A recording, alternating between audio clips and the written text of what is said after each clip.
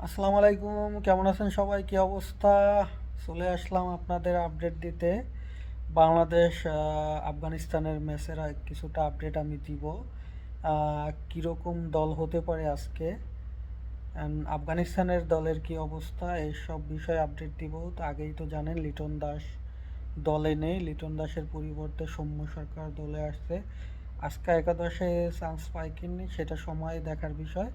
তো আমি মোটামুটি একটা সিলেক্ট করছি দল, 11 জনের দল। তো আমার টিমে আহ, সাইফ হাসান ওপেন করবে, তানজিন হাসান তামিমের সাথে দুজন ওপেন করবে, হয়তো সৌম্য সরকার খেলবে না। দেন পারভেজ হোসেন ইমন নন ডাউনে খেলবে। দেন জাকের আলী অনিক আছে, তারপরে শামীম পাটোয়ারি আছে, দেন তহিদ হৃদয় আছে। দেন তিনটা পেসার খেলবে, তাসকিন আহমেদ, তানজিন হাসান সাকিব অ্যান্ড মুস্তাফিজুর রহমান, তিনটা পেসার। দেন দুইটা স্পিন খেলবে, দুইটা স্পিন নাসুমের পরিবর্তে যদি মেহেদি খেলে, নাসুম বা মেহেদি দুজনে একজন খেলবে, আর রিশাদ মাস্ট খেলবে। এই বাংলাদেশের এইটাই হইল আমার একাদশ। এখানে হয়তো পরিবর্তন হতেও পারে, নাও হতে পারে, এটা দেখার বিষয়। এই বিষয়ে টসের পরেই বোঝা যাবে কে দলে আছে কে নাই। এইটা আমার টিম ছিল।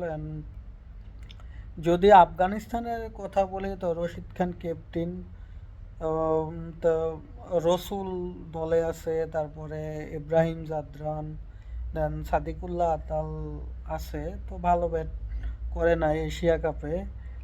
দেন তরিকুল আছে, আবদুল্লাহ, ওমর জাইজি, এটা তো ভালো ব্যাটসম্যান, ওপেনিং বোলিংও করে মাঝে মাঝে।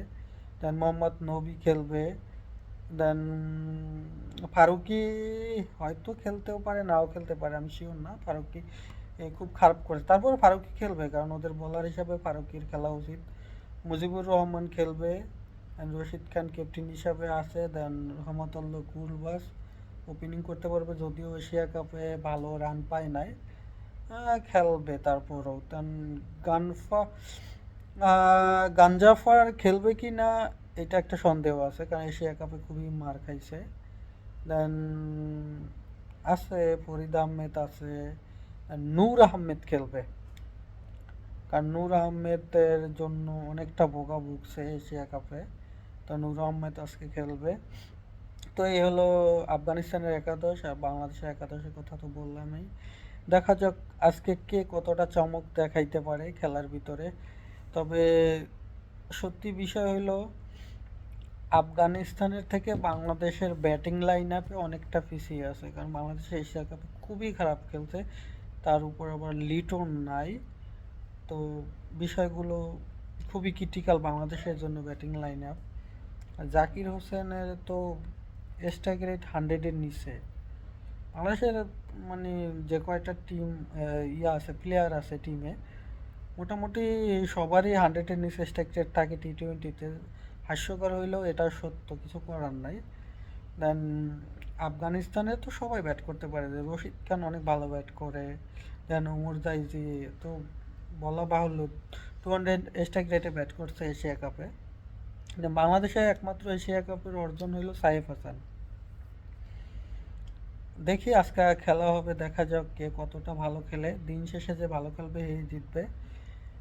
থ্যাংক ইউ সো মাচ, ধন্যবাদ সবাইকে।